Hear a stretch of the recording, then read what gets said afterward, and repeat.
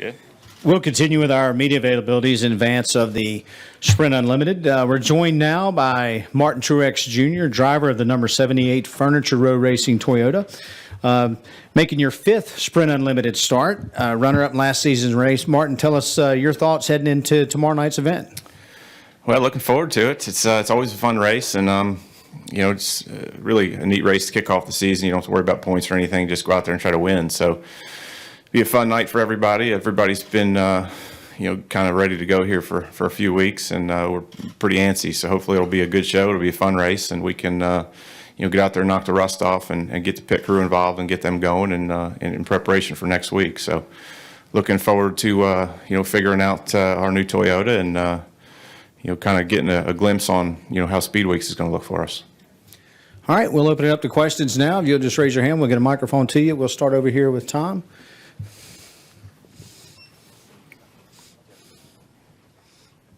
Hi, Martin. Tom Jensen, FoxSports.com. Good. How are you? Good. How much difference is there in switching cars? That's a good question. I think we'll find out as we go here more than I could really answer to right now.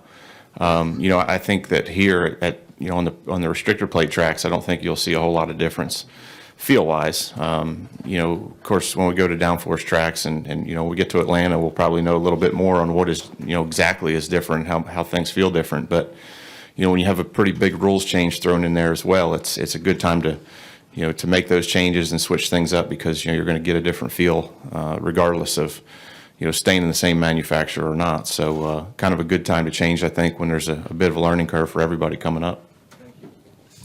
We'll stay right there. Yep. Louis Franco Reuters. Obviously, you're here in shops in Colorado, but did you get any sense of extra stress on the team getting new equipment, sometime after Homestead, I imagine, and getting everything ready, in a very short period of time? Oh, sure. It was definitely a busy off season. I think Cole was probably, a lot busier than certainly last winter. I think that the guys at the shop really pulled a lot of overtime and worked a lot of hours to get 4 cars to be ready to come here. And, honestly, we tested December 14th in Homestead with a Toyota. So it's been a really busy off season getting things switched over, and certainly it's going to take us a little bit of time to get caught up here. But Cole feels really good about the way things have gone and the direction of everything. And if he feels comfortable with it, then I sure am too. We'll go to Mr. Coble, then we'll come back to you, Stan. Martin Don Coble with Morris News Service. What is the goal tomorrow night? If obviously, other than winning, what do you hope to accomplish tomorrow night? What does the team need to learn? Winning. That's really what it's all about. It's about, it's about knocking off the rust and it's in practice here at Daytona. It's hard to get a really good feel for,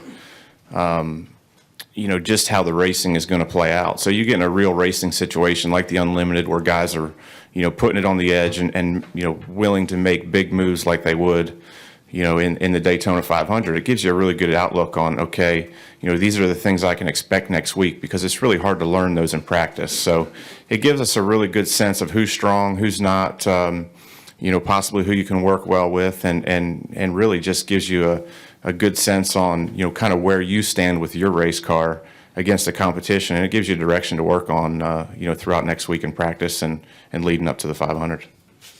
We'll go to Stan, then Mike, then Dinah. Stan Creekmore with RPMTonight.com. How much time, if any, during the off season did you actually spend, like on a computer or something, to get a feeling for what the much smaller spoiler and the change in the nose is going to affect what you have to learn? None. We tested Homestead December 14th, and that's, aside from Kentucky last year and Darlington, those are the only 3 times I've driven with the lower downforce package. So, with the testing rules the way they are now, it's, some guys I think tested Vegas a few weeks ago. So Homestead and Vegas were the 2 tire tests this winter, and that's really the only guys that had, have a sense of, exactly how it's going to feel leading into this season. But, everybody in this garage is really good and really smart, and it's, we'll all get it figured out pretty quick, I think. We'll go to Mike. Mike Embry, USA Today. Martin, there was some other positive news out of Denver sports-wise recently, but did you get any kind of feeling that the community out there gained an appreciation for you guys being there and what you did last year? Well, I certainly think we did, and I think the biggest way to see just that impact was, getting voted Colorado Athlete of the Year by Mile High Sports Magazine, and it was, it came to a really big shock, for me. But I thought the coolest part was that, we don't race in Denver. There's no NASCAR track in Colorado, and for those guys to recognize mostly our team, for that accomplishment was really a big deal to me, and I thought it was a huge honor. So, to beat out guys on the Broncos, especially with the year they're having, was kind of insane to me to think about. But, the impact and the awareness we kind of raised there in Denver about NASCAR. The author said that, typically on Monday mornings they were talking about football games and hockey games and things like that. And last season, Monday morning they'd be, standing around the water cooler talking about how the 78 car did on Sunday. So I think that's a huge deal. It means a lot to our team. It means a lot to Barney for all he's put into, to NASCAR racing out in Denver. And it was just a huge honor for me. We'll go to Dinah, and then we'll come back over here. Hi, Martin. Dinah Pulver with the Daytona Beach News Journal. I have a couple of questions. One, I just sort of wondered what it was like for you personally to be in such intense emotion there at the end of last season in the chase. And then the other thing is, I just wondered if you could tell me how you feel about some of the rules changes announced yesterday. Yeah, I really had a lot of fun last year in the chase. I think it was, it was an exciting time for our whole group to be able, to be in that position for the first time. And, for me to be in that position for the first time, having a chance at a championship, the Sprint Cup Series was, a dream come true. So, we didn't quite do as well as we'd hoped, and this year we're out, working hard, and hopefully we can get back in that same position and do a better job. So, that's our goal as of today, and we're just looking forward to the season and seeing what we can do. So, the rules changes, I think, are all positives. I think I like the green-white checker rule, the overtime rule. I think it's, a really good idea, and we'll just have to see how it all plays out. But I think, definitely was a move in the right direction. Excellent. Go ahead. Hi, Martin. I'm Sean Sullivan with NBC Sports Radio. Question for you, kind of change the subject just a little bit. What do you think about Daytona Rising? I mean, from a driver's perspective, what do you think about that? Well, it's an incredible project, and just, the amount of money spent and thought and detail put into it, it really changes the game on, on what people are going to expect when they come to the racetrack now from the fans' perspective. It's really the first motorsports stadium, that we're going to, and definitely raised the bar. I think the fans are going to love it. I've only seen a little bit of it, but I plan on getting out there this week and really checking it out and getting into it. But a lot of exciting things happening, and obviously, hopefully the fans will enjoy it, and it'll be a great race for them next Sunday to watch. Any additional questions for Martin? Yep, go ahead, Kenny, right up front here.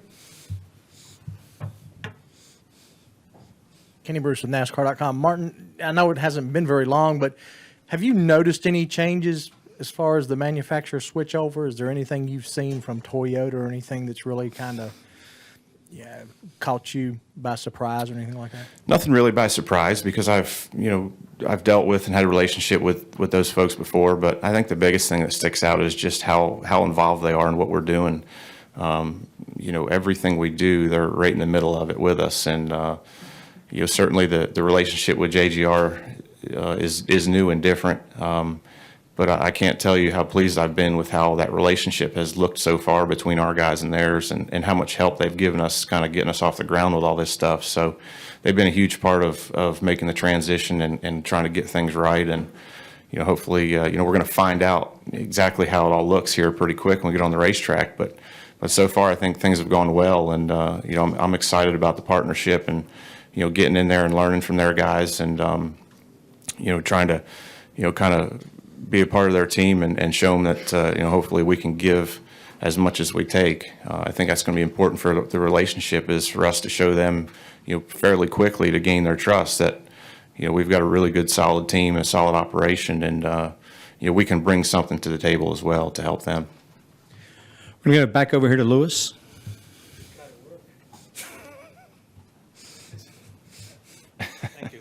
So following up Mike Hembry's thing and being named the Sportsman of the Year in Denver's, has Peyton Manning asked to friend you on Facebook, follow you on Twitter, or ask you for your autograph? No, I don't think so. Not that I've noticed.